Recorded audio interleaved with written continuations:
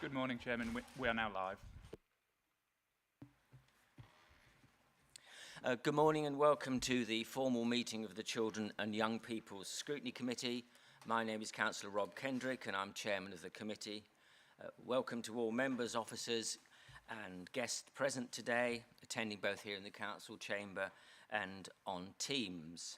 The video feed of this meeting is being broadcast via the County Council website, and I'd like to welcome members of the press and public who are watching our meeting online today. I'm anticipating that Councillor Mrs. Patricia Bradwell, Executive Councillor for Children's Services, Community Safety and Procurement, will be in attendance later in the meeting. But on Teams, I understand. And her Executive Support Councillor Stephen Rowe is with us anyway. That's great, thanks. Also, I'd like to welcome the following senior officers from Children's Services: Heather Sandy, Executive Director, Children's Services; Linda Dennett, Assistant Director, Children's Health and Commissioning; and Martin Smith, Assistant Director, Children's Education. I'd like to begin with the customary health and safety announcement. There's no fire drill planned this morning. In the event of the fire alarm sounding, we need to leave the council chamber through the rear doors and leave the building through the reception into the front car park. We then need to wait for further instructions. Can I also remind everyone to ensure their mobiles and other devices are on silent mode? Also, when invited to speak, can you please ensure you switch your microphone on? Otherwise, those attending the meeting via Teams and members of the press and public listening to our meeting online won't be able to hear you. Councillor Cleaver.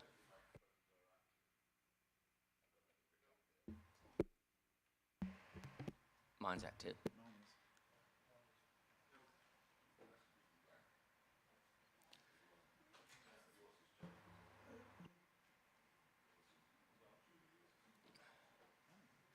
Oh. So everybody's is off down there. Is everyone's microphone not working? Yeah. Heather, is yours? Is the central? Oh, is that right? Houston, we have a problem.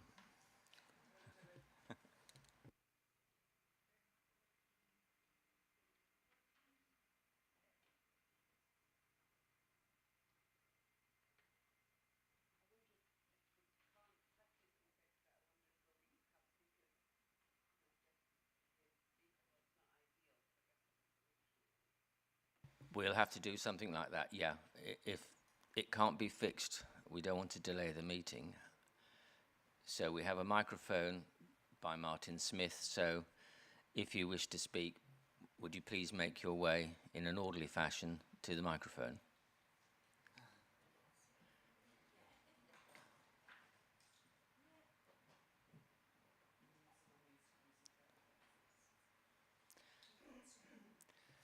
Thank you. And can I remind you, when you do get to the microphone, if you could speak directly into the microphone, so make sure everyone can hear you. In the course of the meeting, if you wish to raise a question, would you please raise your hand, and my Vice Chairman, Councillor William Gray, will make a note of those who wish to speak. So after that slight delay, let's move on to the business on the agenda for this morning. Item 1 is apologies for absence and replacement members. We're having to wait. Kiara, can you give us the apologies? Thank you very much, Mr. Chairman. We've not received any apologies for absence. We've got apologies from any members, I meant, of the committee. We've got apologies from Joe Kavanagh, Assistant Director for Early Help. Thank you very much. Thanks, Kiara. Item 2 is declarations of members' interests. Members of the committee are reminded that they need only declare any relevant interests which have not been declared on their declaration of pecuniary interest form. Do any members wish to declare an interest? None. Thank you. Item 3 is minutes of the Children and Young People Scrutiny Committee meeting held on the 17th of June this year. And this is to confirm and sign the minutes from the meeting of the committee on the 17th of June as a correct record. Do I have a proposer and seconder? Councillor Tyrrell and Councillor Whittington. Thank you very much. All those in favour, please raise your hand. Those against? Any abstentions? One abstention.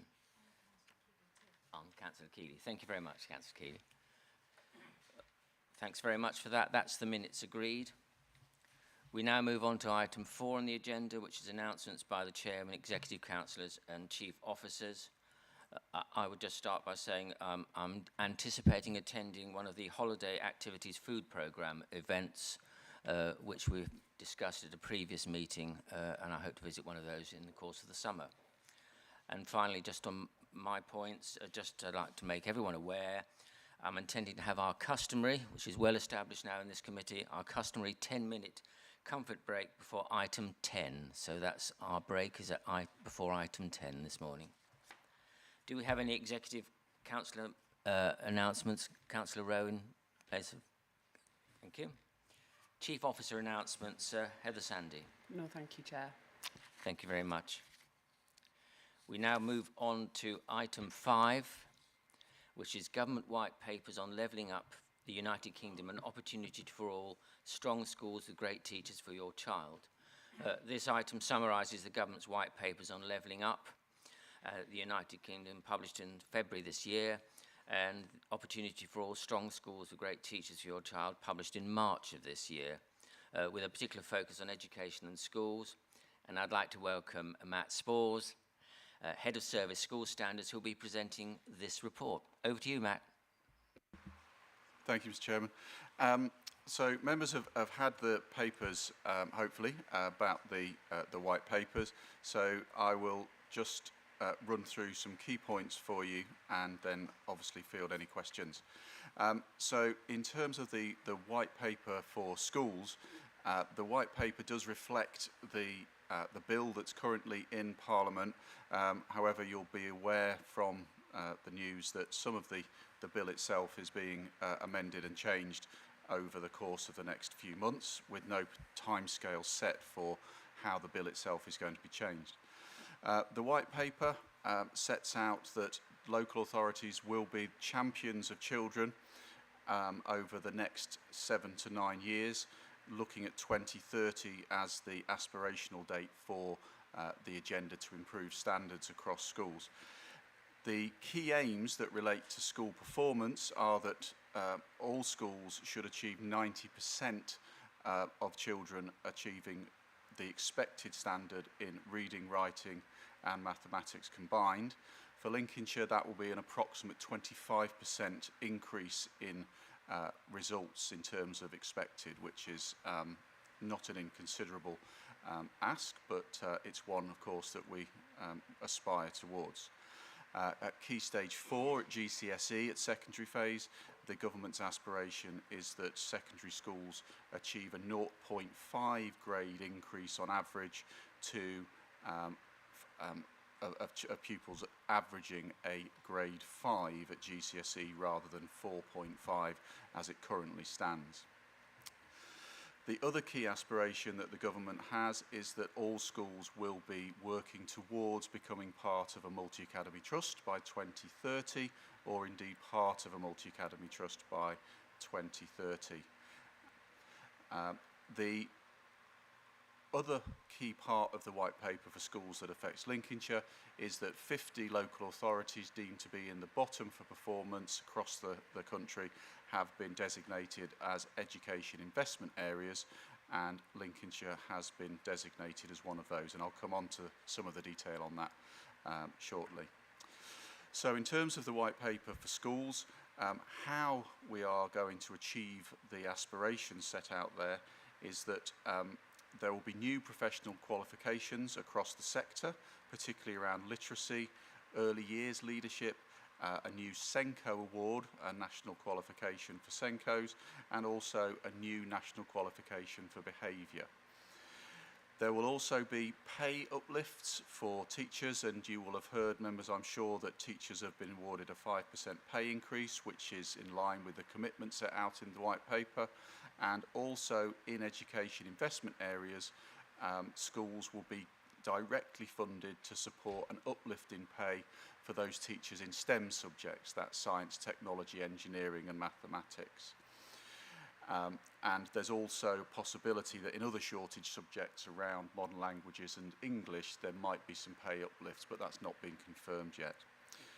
Also in the white paper, the government will be funding Oak National Academy to write, prepare and have available online a suite of materials for the whole curriculum for teachers to use should they wish. It's an optional suite of materials, but that's something the government are funding.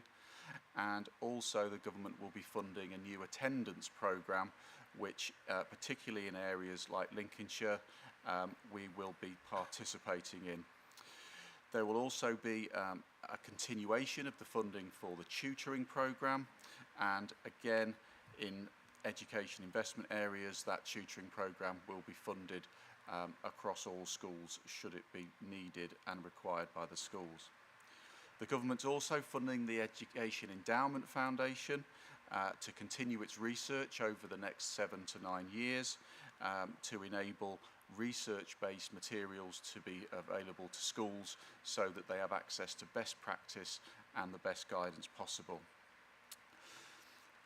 The government believes that multi-academy trusts are the structural solution to school performance,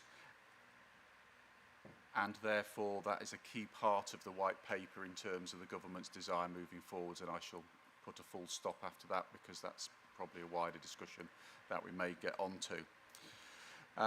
So the white paper for schools links very closely with the Levelling Up white paper.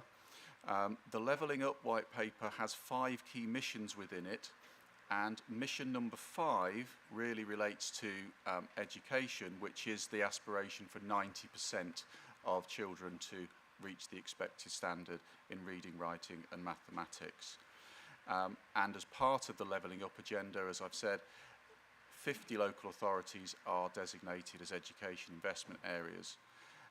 Lincolnshire is designated an education investment area due to our low Key Stage 2 results relative to national. I can give you a very, very limited update given that we've got some early data, and I will just stress, and I can't go into the detail I'm afraid, Chairman, that Lincolnshire, I'm pleased to say, although we are still behind the national, we have appeared on the early data to be closing the gap between national for reading and mathematics at Key Stage 2. So despite the pandemic, we seem to be doing better relative to national in terms of performance, although across the nation, including Lincolnshire, results have dropped. Although in Lincolnshire, our reading results have gone up by 1% provisionally. So we are feeling quite positive about the early data. The additional funding through the Levelling Up funding is going directly into schools. I just want to emphasise that. It's not coming to the authority, so schools and academies will get their additional funding direct to them, and multi-academy trusts will get additional funding to allow them to expand and take on schools that are deemed to be inadequate, or those schools which have had 2 requires improvement judgments. So again, trusts will be gaining additional funding to expand. Another key feature of Levelling Up is the family hubs, which Lincolnshire has been very fortunate to be awarded one of the early designations for the Family Hubs project, and that will come through another paper at a different time. But the Family Hubs are a mechanism which we will run through our children's centres to draw together all of the early help or all of the social care facilities, so parents almost have a one-stop shop and we can coordinate the support for families most in need. There'll also be an uplift in funding for what is now called the Supporting Families programme, which used to be the Troubled Families programme, which will link very closely with the Family Hub model. So we're encouraged that there will be a coordinated approach to supporting families, and with the additional investment into schools, albeit limited, we're feeling fairly positive that things will be on an upward trajectory, not to make too much of a commitment at this point, but we are feeling positive. And so that's really, I think, all the detail is in the papers, Chairman, and if there are any questions, I'm happy to answer them now, conscious of time in the agenda. Thank you. Thanks very much. Yes, I mean, it's a massive topic to cover. Councillor Gray, do we have any indications? Yes, Councillor Smith. Councillor Smith.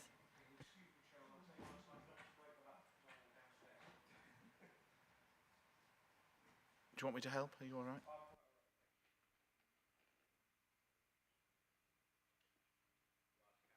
Whilst Councillor Smith's making his way to his seat, we're going to bring forward the 10-minute break, because I've been told that we can hopefully get the microphones working, but it'll take 10 minutes to reboot the whole system. So after this agenda item is finished with, we will have a 10-minute break then to get the microphone issue sorted. Councillor Smith. Thank you, Chairman. There's 2 points I'd like to make. The mandatory move to multi-academy trusts, as I'm sure you'll not be surprised based on my other comments on other papers, to me is a concern because, Chairman, whether intentionally or inadvertently, depending on the Majesty's Government's actual intent, I believe this will actually harm the grammar school system we have in Lincolnshire. I know it's not necessarily very popular in certain corners of government that grammar schools still function and are still here, but they do give a leg up to those who are in them, whatever their background, and that's proved by the data in the paper that we've all read. So I have very, very serious concerns on that, and I hope they're unfounded, but speaking to a governor of a grammar school who's a resident, he's deeply concerned, so I have a horrible feeling they're not, unfortunately. And secondly, Chairman, I'm whilst the involvement of us as the local authority is a good thing, that I have concerns that they want us as LCC to set up multi-academy trust for our maintained schools with no additional funding and then find somebody to run these things. So we have to set it up, not how somebody that wants to run it set it up and then go, oh, by the way, can you run this for us? It seems a bit cart before horse, Chairman. Surely if you want somebody to run something, you say to them, we have X number of schools, can you break this down into X manner, and then can you run them, not set it up and go, oh, we've set it up like this, can you now run it, please? Thank you, Chairman. Heather, you wish to come in on that? Yeah, thank you, Chairman. Thank you, Councillor. So I think they're all valid concerns to raise. I think that as well as our grammar schools, we have an awful lot of small schools and an awful lot of small church schools who will be a challenge to a fully academised system. I think Lincolnshire as a council has always been worried about how our rich tapestry of schools would fit into a fully academised system, and I understand and recognise those concerns. With regard to the LA maths, just a little bit of clarity. There is funding for schools to set up maths, and the language around the local authority mat has changed from a local authority mat to a local authority established mat. So the role they would like local authorities to play in some areas, and they're going to pilot this, is to bring together groups of schools and support them to apply for the funding in an unfunded way. Yeah. But the language has changed a little bit. So it's not that they want us to run them, it's that the government would like local authorities and diocesan boards of education to bring families of schools together and support them to apply for the funding and do the bidding as well. The position in Lincolnshire has always been that schools and school leaders are best placed to make decisions about the structures that would suit their children, and one of the things that we've been somewhat concerned about as officers is the lack of reflection on outcomes for children in some of the documentation, and the total lack of clarity about what a good, strong mat is. We know our experiences. We've got some fantastic multi-academy trusts working in Lincolnshire who do a brilliant job for Lincolnshire's children, and we've got other multi-academy trusts that have struggled to make a difference, as well as we've got maintained schools who are doing a fantastic job and others that have struggled. We're not seeing a lot of evidence that the structural change makes a huge difference in Lincolnshire, and we're not seeing that structural change en masse for our smaller academies or our selective schools. Thank you very much, Heather. Councillor Cleaver.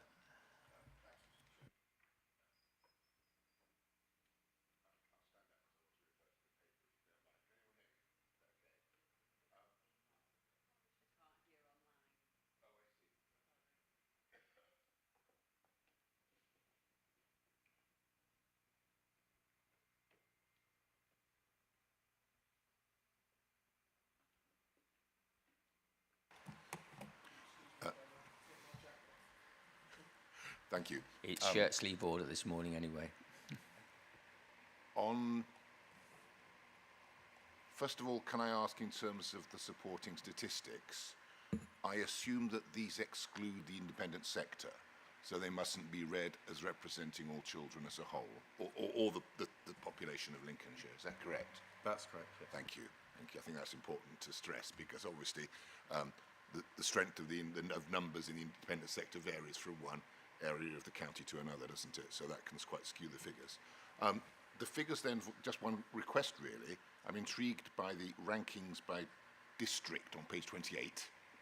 And I wonder if you could just let us have the underlying data for that, because I find that quite interesting and intriguing. And not just the rankings, but the figures, the actual data that makes up those rankings. We will be able to get you those data as soon as possible. Yes, I don't have them actually to hand, but we will be able to get you those data. That'd be great. Yeah. Thank you very much. Thank you. Thank you. Do we have any other questions? Councillor Matthews. Councillor Matthews.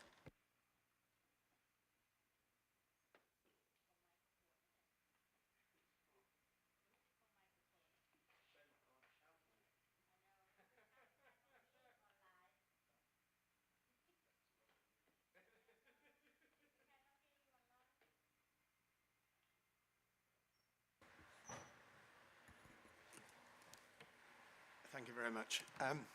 I've got a few little queries, and they're not in any order. Matt, I just want to be clear that you're closing the gap in performance at Key Stage 2 is not doing better than national, which is what you said. Now, that might have been a slip of the tongue, but it's not the same thing at all. No, Mr. Chair. We have dropped, and so has national, but we have not dropped as much as national. So the gap between us and national is closing, but we are still behind the national. Okay, that's fine. That was what I thought you said. And now I've lost my page. Lowest 9%. So we're in the lowest 9% of schools in the country in performance. At Key Stage 2, we are in the bottom 11% currently, before we get the validated data for this year. Yeah, sorry, it said 9 in the report, and the highest was 37%, which was at secondary. That's correct. One of the things I don't understand, and I can't, having moved, I've lost my page here, so just bear with me for a moment.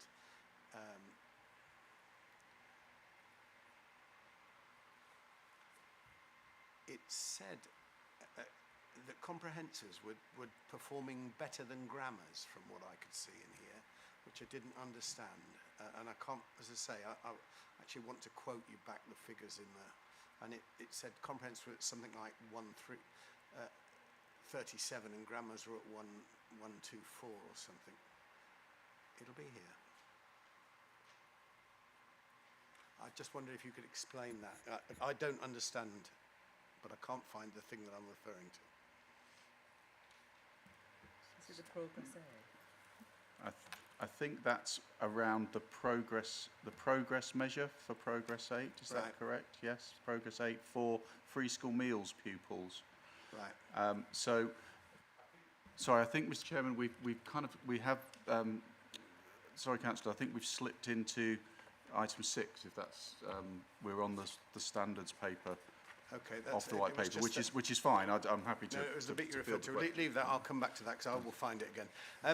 This notion of every school being an academy, I'm extremely concerned about this government policy. Academisation was a great idea, and it has improved a large number of schools within Lincolnshire who stepped out from being under the shadow of a secondary modern to become a self-maintained academy offering a comprehensive role.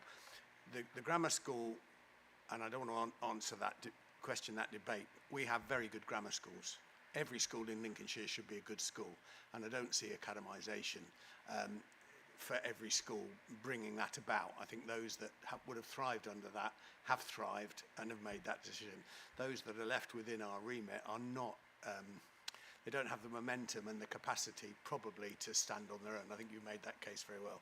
So I think I would be worried. I think it was a good idea, but I think now we should almost be looking at the LA taking back those groups of schools that can't manage without nurture and support of a larger organisation. I can't see businesses, otherwise known as academy trusts, taking on those schools that require such massive financial and professional support. So that was that point, and I'll go back and find my figures and come back to you on the next one when I've got my own microphone. Thank you ever so much. Thanks, Councillor Matthews. Heather, did you wish to come back? Thank you, Chairman.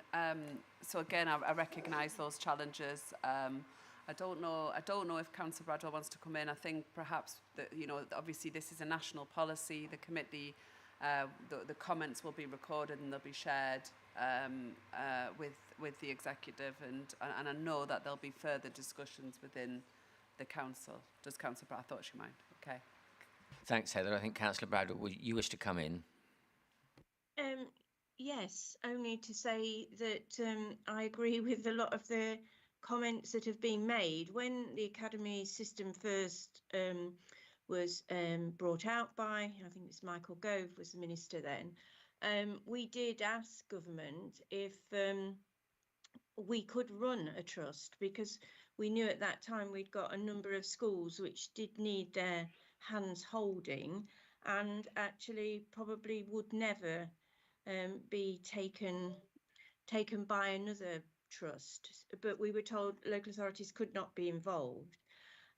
We have now obviously got this new paper where they've changed their minds slightly, but what they are saying is, isn't it, that once the local authorities done all the hard groundwork of pulling some schools together, then you would look for a trust to run them. So I do think it is a bit of a nonsense, to be honest, although they are my party and are in control, but it is a little bit of a worry. And I think as well, I think what's very important to us as members and to residents of Lincolnshire is that our small rural schools, and we know the rural schools do take,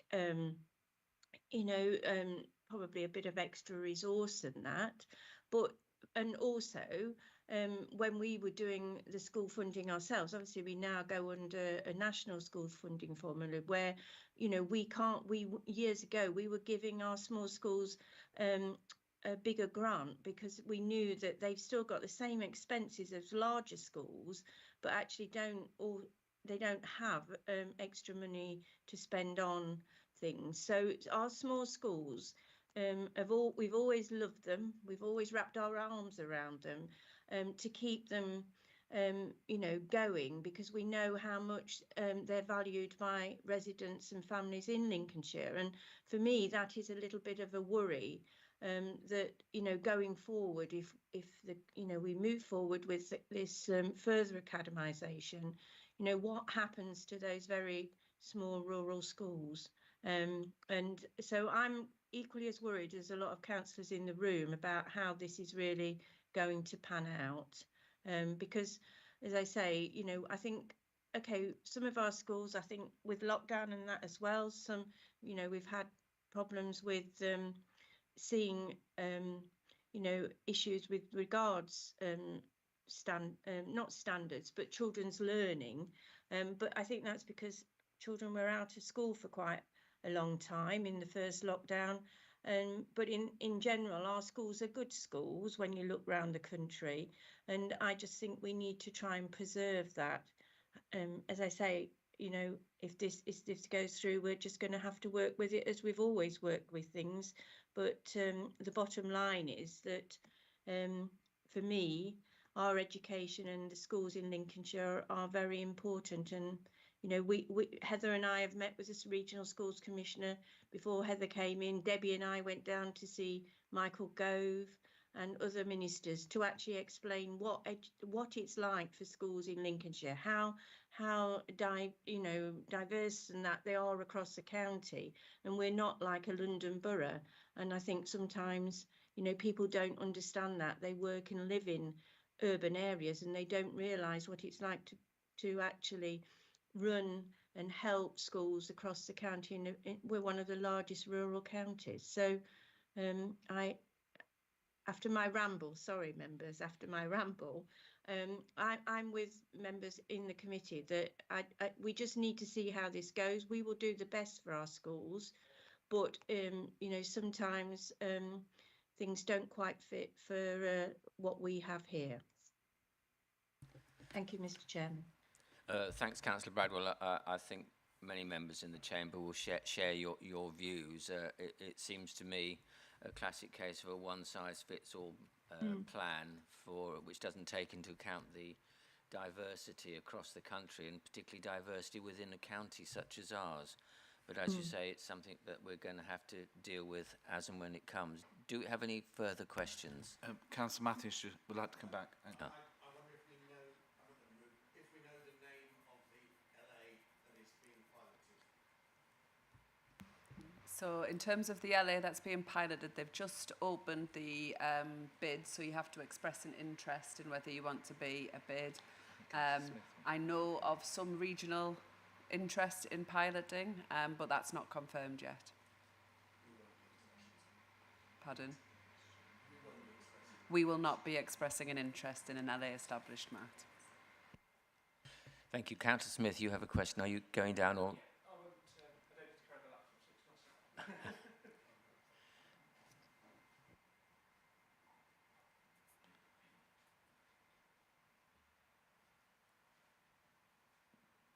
Thank you, Chairman. It's just to follow on from Councillor Bradwell's point, actually, and one point that I forgot to mention in my earlier contribution, which is remiss of me, and that is the academisation on a multi-academisation level of SEND schools.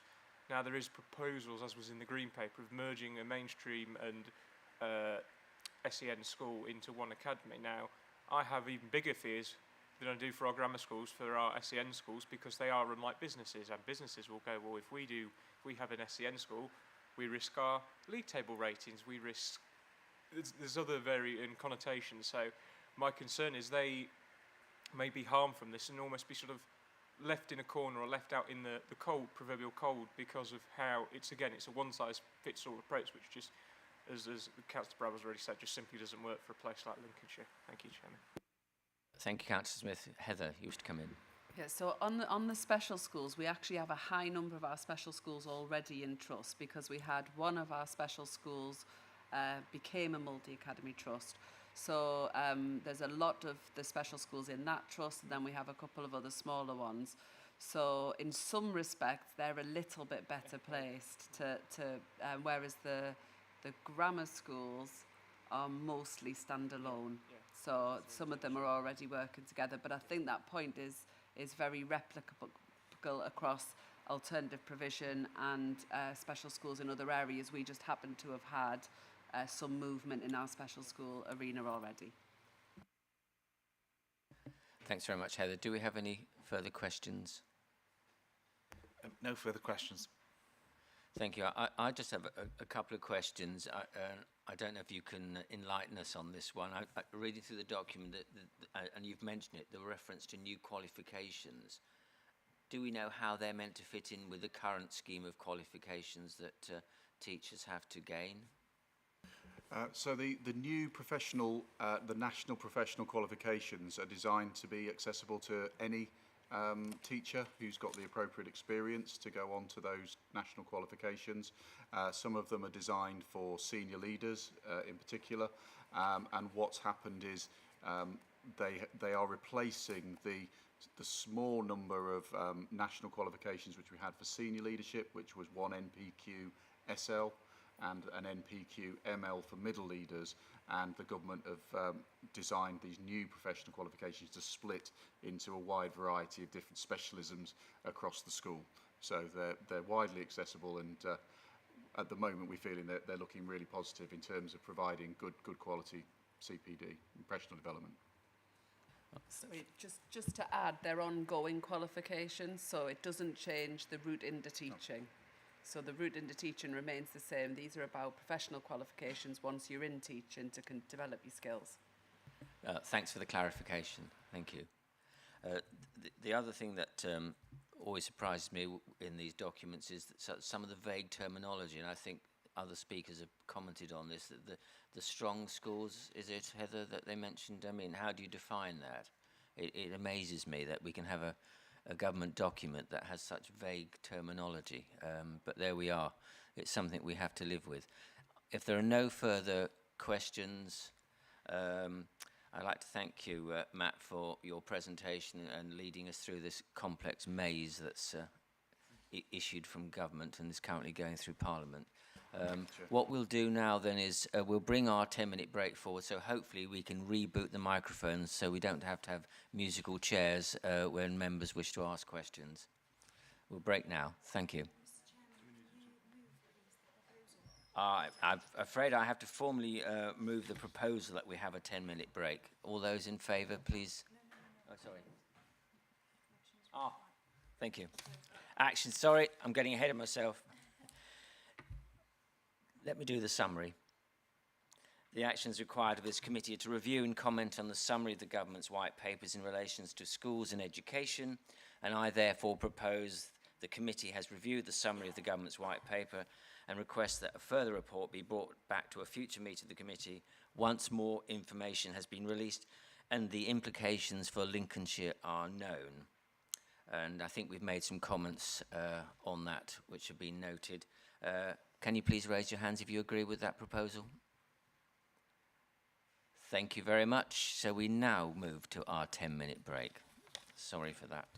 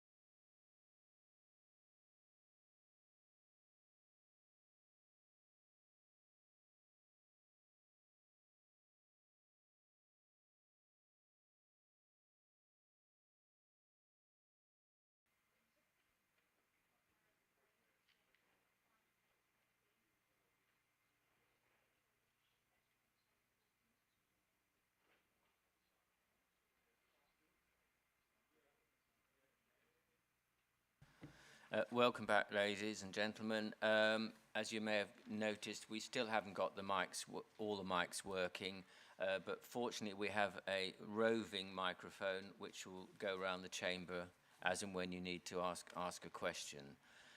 So apologies for the technology breaking down. If we can move on to item 6 on our agenda this morning, which is school standards in Lincolnshire. And this item provides an update regarding the standards within the sector-led system with a specific focus on special educational needs and disabilities, SEND, pupils with English as an additional language, EAL, and disadvantaged pupils, along with school type. This information was requested by the committee back in March when we considered a report on school standards and recovery. And I'd like to invite Matt Spores once again to present this report. Over to you, Matt. Thank you, Chairman. Firstly, just to stress, these data that are in this report are 2019 data. We don't have any finalised 2022 data, and so the reference in the previous report was to very, very, very early Key Stage 2 provisional data for 2022. So this report is from 2019's data. Apologies to members for the complexity of some of the information in the report, and a lot of graphs and a lot of information in there, but as it was a request and an analysis of different types of SEND across the sector, I felt it was reasonable to include the graphical representations rather than rather complicated text narrative around performance. In essence, taking SEND to begin with, what we see across Lincolnshire is that our two largest groups of SEND pupils, as defined, are those autistic pupils and those with behavioural, social and emotional difficulties. And those tend to be the largest groups of children with SEND across all phases in the education sector. We have got relatively small numbers of children in terms of statistical analysis, so I just would, as I've said in the report, just caution members to when looking at this sort of analysis, that they are very, very small numbers of young people, so we can't take any statistical view of the significance of some of this. So it is just indicative in terms of general patterns. Overall, what we do see is that children with SEND do better in our maintained schools than they do in special schools. But the key thing there that we have to recognise is that there isn't a set definition for when children should move from a maintained school into an SEND setting. So some schools will be applying for education, health and care plans with slightly different thresholds and different views than other settings will, and therefore children will be moving between mainstream and special schools with varying degrees of need. So there isn't a clearly defined threshold for when children are in special education compared to mainstream. So I think, again, that's a very important thing that members need to be aware of here. However, what we do see is that one of the key drivers for performance is the level of deprivation that children are living within.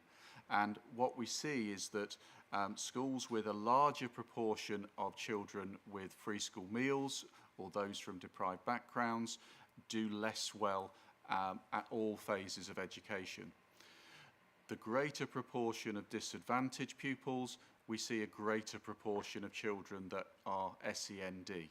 So what we do see, and we can't say it's a causal correlation, we can't say that one thing leads to the other, but we tend to see that in more deprived areas, we do have more children that are defined by the school as having special educational needs, or we see that children from deprived homes have children with greater educational needs than those without. In terms of overall performance, we see that the more SEND pupils a school has and the more deprived pupils they have, the lower the pupil outcomes. So we can see there that in overall terms, there is a cycle where deprivation leads to underperformance leads to deprivation can then exacerbate special educational needs, and the cycle therefore can continue. And that's what we see in terms of patterns, but we can't make any statistical statements about that other than that's what it looks like. In terms of the ethnicities, we see that children with English as an additional language do better than their British peers at all phases of education, and they tend to do better as they get older.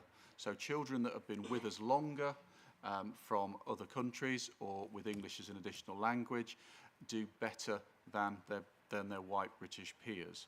And we see that increase in performance as they get older, as we think they obviously assimilate the language and assimilate into the communities in which they live. What we see, though, the biggest driver, as I've already said, in terms of performance is not the ethnicity, it's not the white Britishness, it's the deprivation. So the analysis that we have is that the biggest weighting factor in terms of performance is deprivation. It's not whether you're white, it's not whether you're Romanian, it's not whether you're British, it's the fact that you come from a deprived background is what drives performance the most. In terms of types of school, what we see consistently is that in terms of attainment, grammar schools attain the highest in Lincolnshire, followed by our comprehensive schools, of which there are a very small number, followed by our selective area schools, the schools that used to be called secondary moderns. Why that is? Well, it's fairly unsurprising that grammar schools take the most able pupils, and so attainment is quite high.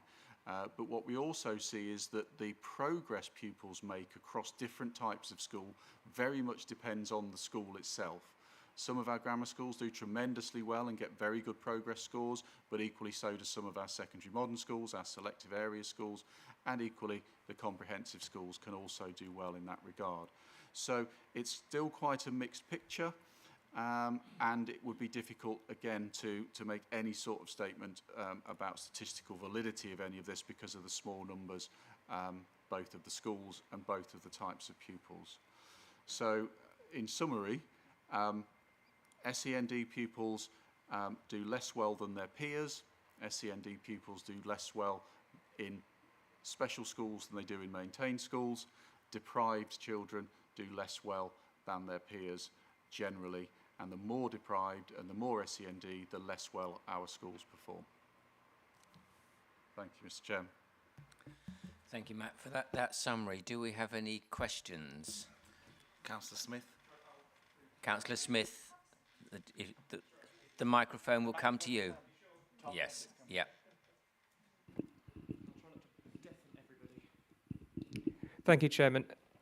Why is our Key Stage 2 free school meal cohort considerably lower than our statistical neighbours? When you look through the rest of the documentation, it's a fairly close or even keel. We're either slightly above or slightly below, but there's a quite marked difference there. I would echo your point, Matt, around caution when reading the SEND results between mainstream and specialist education, A, due to the numbers, and B, through personal experience. Often those who are in a full SEND environment have more acute SEND to start with, so they will have harder challenges to attain an educational standard above their peers who don't. That's not always the case, but it is usually, in my experience. Finally, Chairman, whilst the data is very informative and useful and helps us as county councillors understand the situation of our children and young people and what they're facing, what's being done to rectify the situation for those who are on free school meals, and also both our boys and girls who are white British who are struggling against those who have, say, an additional language, for an example, because it's certainly where boys are concerned, it's the very same old sort of story, which is, girls work better in the system. Well, if that's the case, and it's been proven it is, we need to do something about that to rectify that. Ben Bradley, a number of years ago, actually did a very, very good piece of work around class and religion and etc. And it was found that Protestant white working class boys perform worse than any other group that was looked into, and the reason they found was because actually they've been unsupported in comparison to other groups. They were expected to get on and do it, basically. You know, you come from this country, you should know what you're doing, go ahead and do, while others had more tailored support. So is it time that we actually say, if we can, we offer some sort of more tailored or tailoring support to try and reduce that gap? Thank you, Chairman. Matt? Thank you, Chairman. So just in response to that, one of the things that we're working very closely with our Teaching School Hub, which is funded through the DFE for professional development and provide that professional development, is tailoring curriculums to meet the needs of all pupils. And in particular, one of the things that we're conscious of, and Ofsted are very keen to drive as well, is the cultural capital element of the curriculum. So we are challenging and monitoring all our schools, certainly the maintained schools, through the work of the education team, to ensure that curriculums, both academic and extracurricular, are supporting children, particularly disadvantaged, but also meeting those needs. So we are encouraged that things will be moving forward in that regard. And also, as I mentioned in the previous paper, around Oak Academy's work and the work of the Education Endowment Foundation, we are signposting and working with schools to introduce those research-based and national resources to help meet those needs. Heather, you wish to come in as well? Thank you, Chair. I think it's just really to highlight to the committee that the role of the local authority and the council in academic achievement is shifting. So we've mentioned already at this committee that our school improvement grant is to be cut to zero. And the council will be considering what we do in response to that. Currently, the education team, we've not made instant cuts. We're looking at what do we want, what does that model need to look like, and we'll be discussing that at this committee.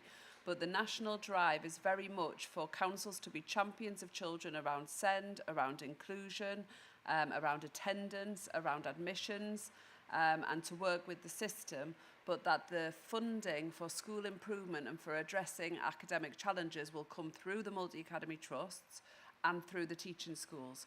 So our response is to position ourselves very closely to our academic trusts and very closely to our teaching schools as well as our maintained schools, to ensure that we are influencing wherever possible, the right schools getting the right targeted support, but the funding for that support is out in the system now, it's not in the council. And I think that's a difficult transition for us to make, because we're used to being responsible for school improvement, and that is shifting. Thank you, Heather. We have another question. Councillor Kelly.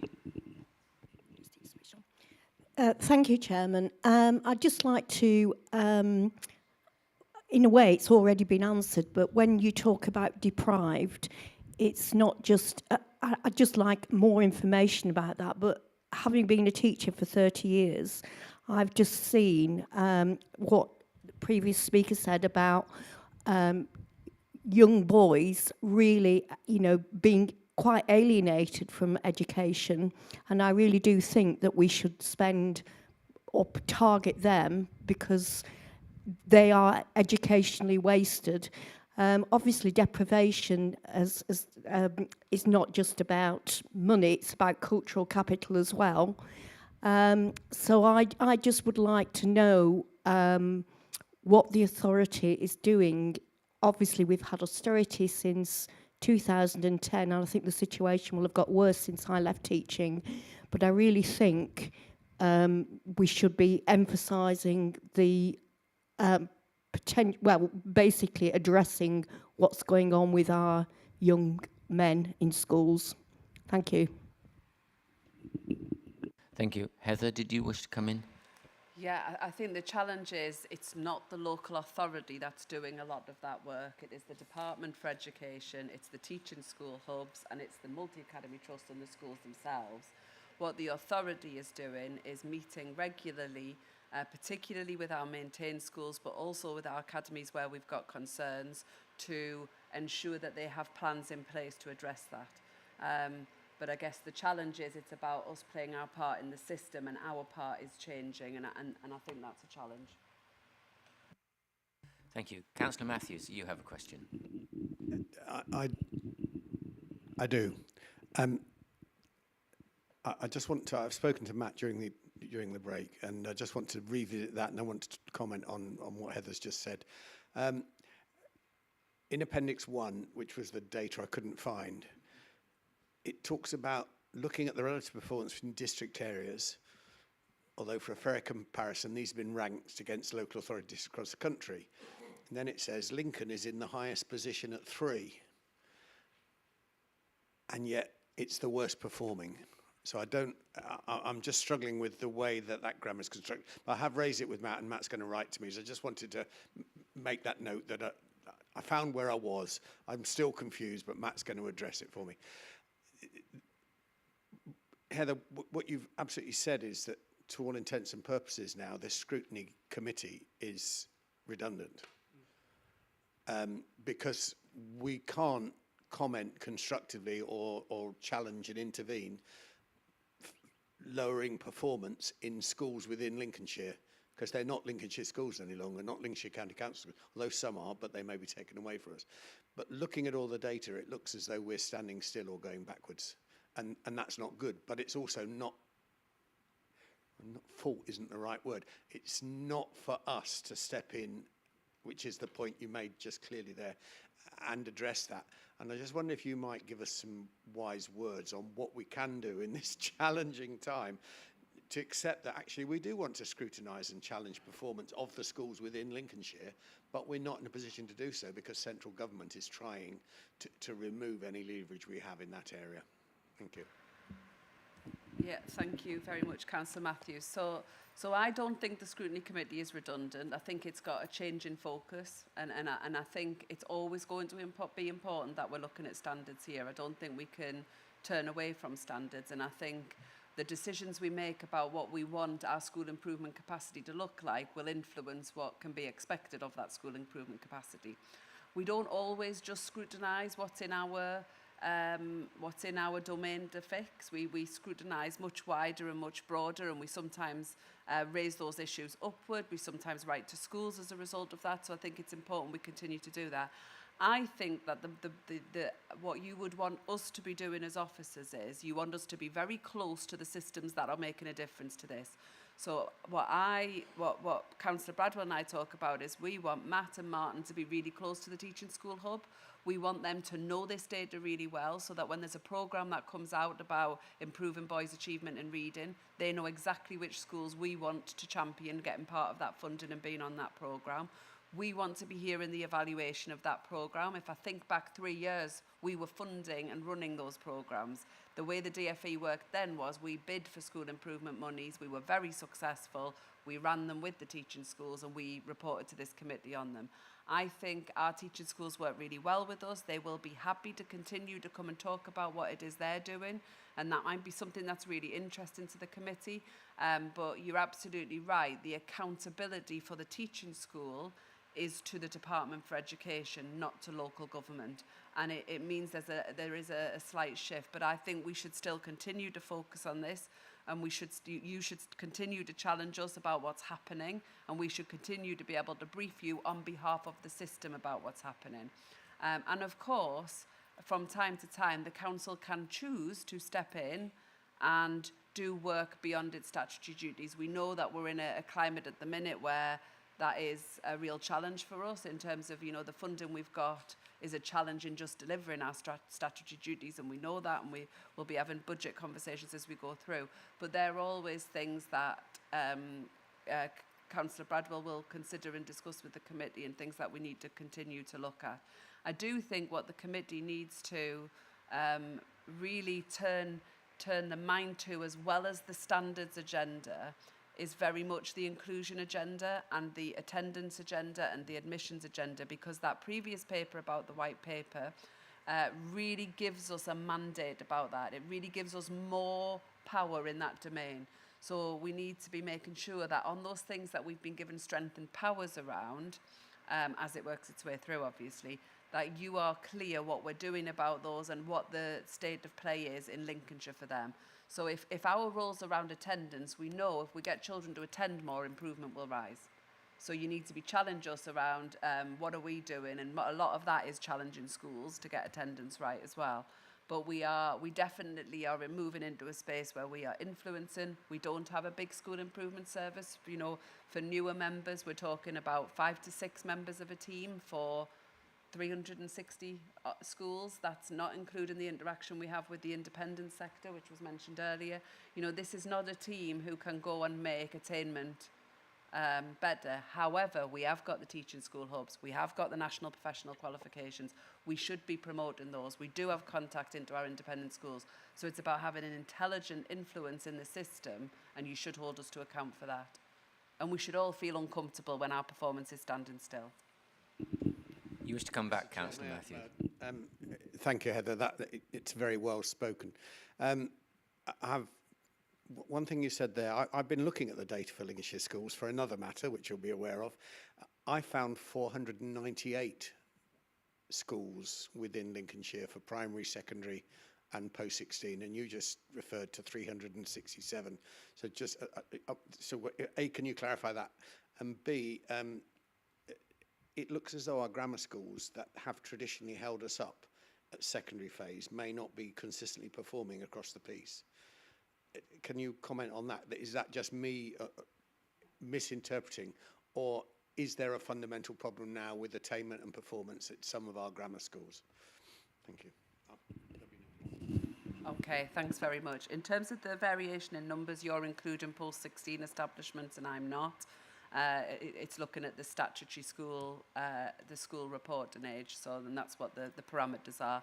And also, if you add in our independent sector, and I don't know if you did that, that would raise the numbers as well. So that will be the differential, and we can give you the breakdown of the different schools. And it does change because schools merge and new schools pop up. So it does change. In terms of the second question, it's gone out of my mind, Councillor Matthews. Oh, grammar school performance. So grammar school performance is good. You know, it is good. It is variable. And as Matt said, progress within our grammar schools is variable. Our grammar schools are regulated in the same way as our other schools. And I've made this point before. Our secondary schools in selective areas that are not selective, secondary moderns as they used to be called, our secondary moderns are judged on exactly the same framework as our selective schools. So they can really struggle on that framework because it makes no allowance for the fact that a significant proportion of the high attaining children are educated in a school in the town elsewhere. Where our grammar schools will be challenged is with the rigour of the inspection framework more widely. And so I do think that we will have grammar schools that are struggling across the wider bit. I don't think we're seeing them struggle on the academic attainment. I think it's a broader set. So I think, again, we need to continue to monitor it. And again, it's varied. Some of our grammar schools are doing a brilliant job. Some of our grammar schools get brilliant progress, but their attainment isn't as high as the other grammar schools. Well, if the progress is good, they're doing, you know, the job with the children that they are getting. And some could do with development. But I don't think the grammar schools are the schools that we're worried around about academic attainment, if I'm honest. Thanks, Heather. I believe Councillor Bradwell wishes to come in. Just yes, Mr. Chairman. I just wanted to, well, obviously Heather's really explained everything, but I just wanted to say that, you know, we do work in a different world now, but actually it's, as Heather said, the teaching schools work very closely with us. They always have done. I think, you know, we have quite a good system, although, you know, things have changed, as we said. I mean, we had a massive school improvement programme up until officers and that in the county. But obviously, times had to change when the academy system came in, because obviously it's quite clear academies were, you know, do their own school improvement. So we have evolved. But I think in that evolvement, I think we're strong. And actually, I think as well, I mean, although you're talking about academies today and they've been mentioned, there still are schools. And although we have no right to go in and say, look, your performance is really bad, we do have that relationship with them. And very often when a school gets, you know, a bad officer or something, they will come to the local authority. They'll go to to Martin and Heather and say, look, we probably need some advice or we need a bit of help on this. So I don't think, although things have changed, we haven't got the same systems, I think we have quite a robust system in Lincolnshire. And as I say, lots of it's at arm's length. But, you know, I've met the people from the teaching school, when you meet them, and they have got our children at the heart of everything that they're doing. So I just want to say to members, if I wasn't confident that the systems weren't working, we would look to see what we could do better. But I do think they are working. But it is difficult when government's saying, local authority, step aside, everybody else can do it better. But actually, you know, working with head teachers and schools and that, they actually still do look at us as being the people to come to if they need advice and that. So I know that may be difficult to understand, but it is like what Heather was saying, we still have a great relationship with all our schools. Thank you, Mr. Chairman. Thank you, Councillor Bradwell. I think it's clear from what's been said this morning that there's still a role for this committee in this respect, but with a change of emphasis. And we'll take Heather up on her offer that we check and challenge what needs to be done in that respect. I think, Councillor Gray, you have a question. Thanks, Mr. Chairman. Yeah, it's just something Heather picked up on the inclusion agenda, which is very important. And then Matt spoke about ethnic backgrounds and deprivation. But we still have a lot to learn about some of our ethnic communities, I have to say, because some ethnic communities still have a real mistrust in our systems. And I think I brought this up before with this committee about children's centres, Bulgarian, Romanians, children's centres where you go to have your child taken away. And it clearly is that. And there's a real fear of that. I've mentioned before, I've had cultural awareness training because I've worked very close with communities in Boston for 18 months. So we still do have a lot to learn, and we really need to work with our ethnic communities, because if we're going to raise standards in those ethnic communities of education, they've got to trust us. So I think we've still got quite a big journey to do there, if I'm honest. I mean, in Boston, we've had the Empowering Healthy Communities programme. Nicola Holderness ran that, and that's great. And there's a lot of learning there. Boston Haven High has the language lab, so that's great. So there's learning from that. So I think we need to be looking at this learning that's coming out of these various programmes and work with our various partners to gather that, so we can just improve on that. Thank you very much, Councillor Gray. I completely agree. I think the work that we're going to do around family hubs, I think is going to be quite transformational around this. So what we've done in our feasibility studies, which you'll have seen, is we've gone out into those communities. We've again delved into some of the barriers to the families that we know we don't engage with, and we have really done some work around how can we engage with them better. So through the family hubs, and again there'll be a detailed paper on this, we're looking to identify specific communities in the first tranche where we can go out and we can look at what is that offer, what's the virtual offer to them, what's the offer that's not in the children's centre but it's in their community, and where did their community congregate, and how do we get our offer into there? How do we link the voluntary sector into that? Because again, in many of those communities, the voluntary sector is working very successfully. So how do we make sure the voluntary sector can signpost seamlessly to us and we can signpost seamlessly to them? So I'm really optimistic that the family hubs developments, and as Matt said earlier, we're one of 75 local authorities that have been selected for funding around this initiative. So you will start to see developments coming through here. But I think that will help us to identify some target communities to begin with and really look at how are we getting into those communities, how do we make a difference to those children and families, building on what we already know is a very strong early help offer in Lincolnshire. Thanks very much, Heather. I think that the hub development is something this committee will be interested in seeing how it develops going forward. Councillor Gray, do we have any other questions? No one else. Oh, sorry, Councillor Matthews.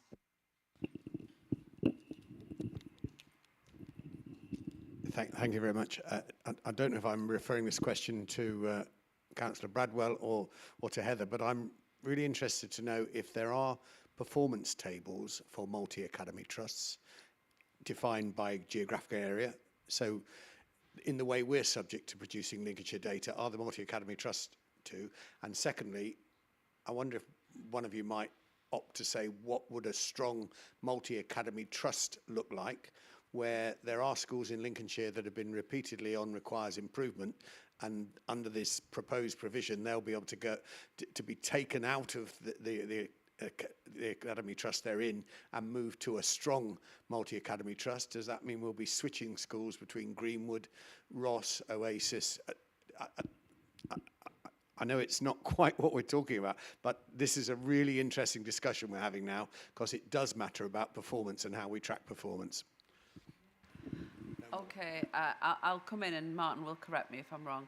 So basically there isn't currently a performance league table of multi-academy trusts across their different schools. However, you will be aware that there was an attempt to take legislation through that looked around standards for academies and for multi-academy trusts. That has not made it through, and it's undergoing significant revision now. I have recently been appointed as the chair of the Educational Achievement Policy Committee for ADCS, and as part of that I'm going to get some early engagement around those standards to look at what are those standards saying and how are they holding the academy system to account. That being said, the Regional Schools Commissioner has a very clear picture of performance of multi-academy trusts, and they decide when multi-academy trusts can grow, when they can't grow, when they're on the pause list, and they will look at where a school underperforms within a trust. Is a rebrokering arrangement the best thing for children and young people? Often that can be really challenging, so we've seen a decision that rebrokering is the best thing in Lincolnshire, and then no other academy trusts come forward to take on the inadequate school. So I think you're right, it's going to be a really challenging period. I think we will see some movement. I think we'll see small mats being told they're too small and they're not strong and they need to move into bigger mats. We've got a lot of standalone academies, we've got a lot of small mats, so I think that will have an impact on us. In terms of the definition of a strong mat, Martin's holy grail is to get the DFE to tell him what they describe as a strong mat. What I would describe as a strong mat is a very different question. I think I would be very much looking for the inclusion. I want to see a multi-academy trust where children with SEND can thrive in mainstream settings, where children are not excluded, where behaviour is not seen as a choice, it's seen as a need and it's met. I want the standards to be high, I want progress to be good, I want the curriculum to be varied. But my definition of a mat is different to the national government's definition of a mat, and some of that will come through the standards. And from what we've seen so far, there is reference to admissions and inclusion and having a behaviour policy. I don't think that's really far enough. But there's also reference to financial standards and governance and all of those things. So the DFE is working with us to try and establish what is the definition of a strong mat. And our definition might be different. We might say we want someone who's locally connected, for example. Thank you, Heather. Do we have any further questions? No further questions. Thank you. If I can just recap on the actions required of us as a committee, we've been invited to review and seek assurance on the issues and information contained in the report. I propose the committee has reviewed the information and been assured on the issues highlighted in the report, and I think a number of key points were raised by my members this morning, such as the performance of young people on free school meals, and particularly white British boys. I think that's an issue which is nationally recognised, and I look forward to hopefully having progress on that. So with that proposal, can I ask you to raise your hands if you support that, please? Thank you very much. That is agreed. We now move on to item 7, which is service level performance against the corporate performance framework, quarter 4. This item sets out the quarter 4 performance for tier 2 service level performance measures in relation to children's services that are above or below target range. And I'd like to welcome Laura Bonnet, Head of Service East Lindsey Locality, who is attending to present the report. So when you're ready, it's over to you, Laura. Thank you, Chairman. I'm conscious that you've read the report and are already familiar with these performance measures. I'll therefore take you through the highlights. 3 measures did not meet their target, 2 measures exceeded their target, and 5 measures achieved the target. Of the measures that did not meet the target is the achievement gap between pupils eligible for free school meals and their non-free school meal eligible peers nationally at Key Stage 4. You will note from the report published, data is not directly comparable to the previous years. This is due to grades awarded using teacher assessment rather than exams. The report notes 2022 results are likely to show a decline overall, and that this is not necessarily due to a decline in a pupil's ability or performance, but due to a decision to realign grade boundaries to make 2022 outcomes comparable to 2019. The second measure that did not meet the target is 16 to 17-year-old children in care participating in learning. The performance for this quarter is below the lower target tolerance by 4%. As you know, all of our 16 and 17-year-olds are supported by the virtual school through the personal education planning process. You will be aware some of our young people in care struggle to access learning, and the team also works with those young people not participating in learning to ensure that they can access appropriate educational opportunities when they are ready to do so. You will be aware the virtual school participated in the National DFE Post-16 pilot. We are awaiting a decision on the continuation of this additional funding. The third measure that did not meet the target is juvenile reoffending. You will be aware Lincolnshire's rate of reoffending has dropped since the last quarter, but still remains higher than the target. This is due to the small cohort size. Small fluctuations in reoffenders have a dramatic effect on this rate. When considering this performance, what we see, and this includes Lincolnshire, is that lower first-time entrant rate generally leads to a higher reoffending rate. Of the measures that exceeded their target are permanent exclusions. You will see from the report the rate of permanent exclusions has seen a significant decrease this quarter. However, this has been severely impacted on due to the abnormal school operating circumstances over this period as a result of the pandemic. Target setting going forward has been adjusted accordingly, given the unpredictability of the impact of the pandemic and schools' recovery. The second measure that exceeded the target is juvenile first-time offenders. You will see from the report, Lincolnshire's rate of juvenile first-time entrants remains low, having fallen slightly since Q3. This continues to show the positive work of the Joint Diversionary Panel, and currently it stands at 90 of a rate per 100,000, which is considerably lower than the target rate of 125. That concludes my report. Thank you, Chairman. Happy to take questions. Thank you very much. And do we have any questions for Laura? Nobody indicating no. I'm surprised.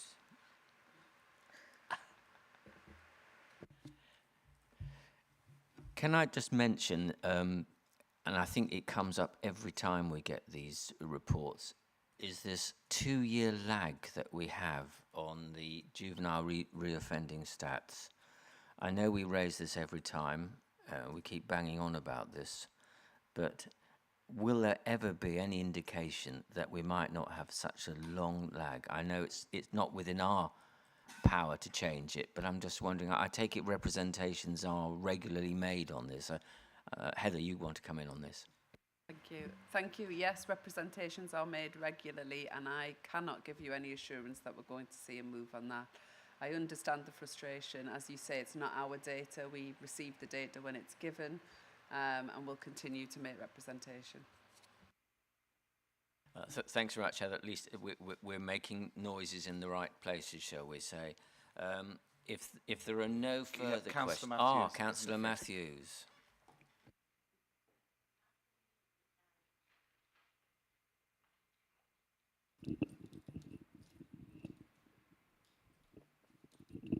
I'm sorry to trouble the children's, but this was a matter that was debated at corporate parenting, and it's about the performance of children in care, and we failed that target, reporting back to Deprivation. I just wonder what the proportion of the children in care are children who are our Lincolnshire children, if that makes sense.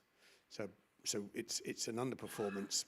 As I say, I was given free rein on it in another committee, so you may not want to go on a lot, but please can we look at it here again? Thank you. Can I just check, Councillor Matthews?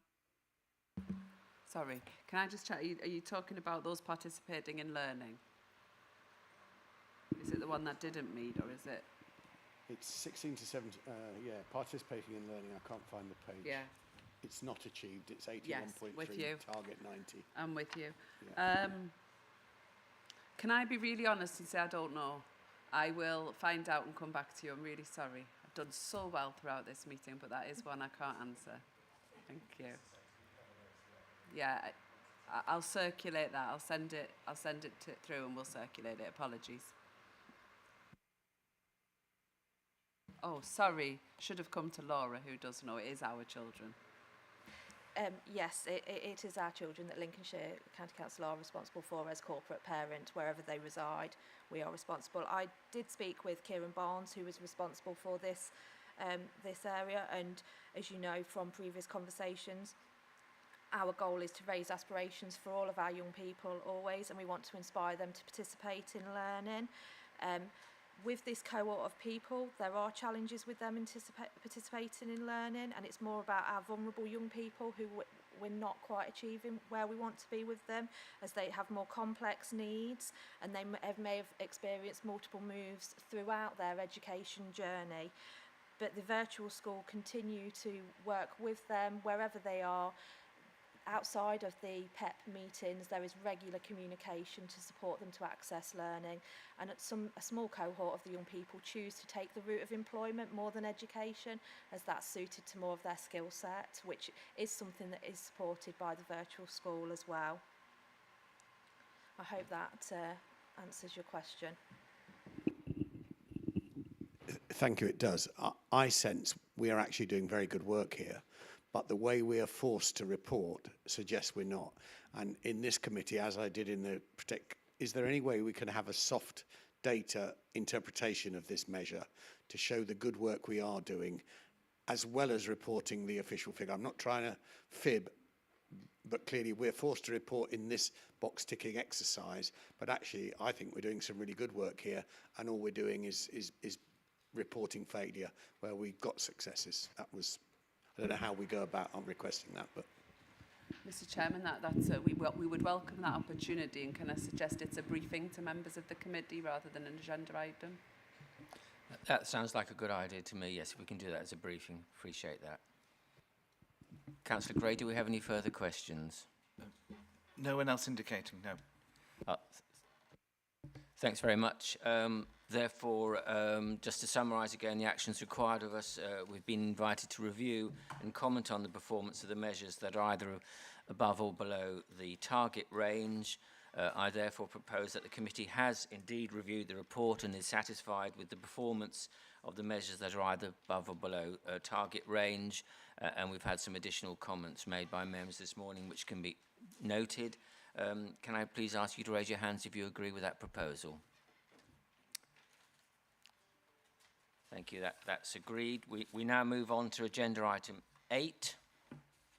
And this item is sets out the committee's work programme for 2022.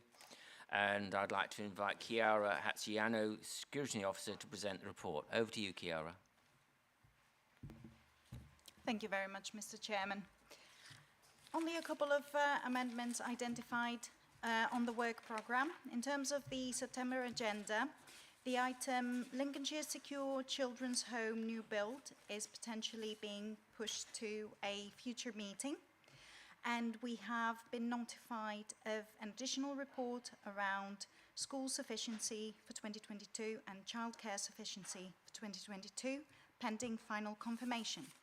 There are no further amendments to the work programme. At the last meeting, it was agreed that a report should be brought to the committee on the impact of the COVID-19 pandemic and post-pandemic recovery, including information on progress data, immunisations and health visiting. This report has been added to the agenda for the 2nd of September meeting. Further to the previous report on the holiday activities and food programme, which was considered at the April meeting, a report on the review of the summer holiday activities and food programme will be brought in a future meeting. Thank you very much. Thanks, Chiara. Can I just check on the previous item, is it the 2nd of December or the 2nd of September?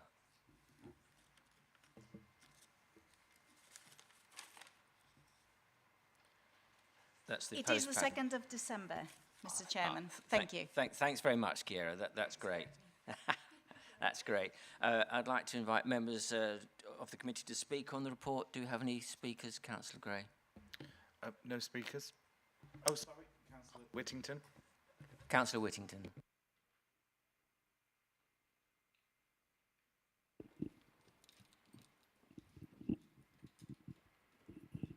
Thanks, Mr. Chairman. One of the items to be scheduled, water fluoridation Lincolnshire, this came up again at the recent Health Scrutiny Committee meeting. So I don't know if maybe we should be trying to potentially schedule it or maybe do some joint work with them. Thanks. Thank you very much. This is noted. Thank you very much. If we have no further speakers, then the actions required of us as a committee are firstly to review and agree the work programme as set out in the report, highlight for discussion any additional scrutiny activity which could be considered for inclusion in the work programme. I think we've done those. I therefore propose the work programme is agreed. Can you please raise your hand if you also agree? Thank you. Thank you. Now, we move to item 9, which is consideration of exempt information. Items 10 and 11 on the agenda contain exempt information, and we will now need to vote on whether we go into private session. I therefore propose the following motion: that under section 100A(4) of the Local Government Act 1972, the public and press be excluded from the meeting for the following item of business on the grounds that it involves the likely disclosure of exempt information as defined in paragraph 3 of part 1 of schedule 12A of the Act. Do I have a seconder? Councillor Matthews. All those in favour, please. We'll now vote on this motion. If you're voting to whether you support the motion to exclude the press and public for the remainder of the meeting, would you please indicate, raise your hand if you're in favour. That is carried. We will now have a 10-minute break because we need to break the public link, so we make sure all our IT is off. So if you like to, we may make it 5 minutes. I think we've had lots of breaks this morning. We've been a very disrupted morning, unfortunately, due to technology. So we'll have a quick 5-minute break so that the system can be turned off. Thank you.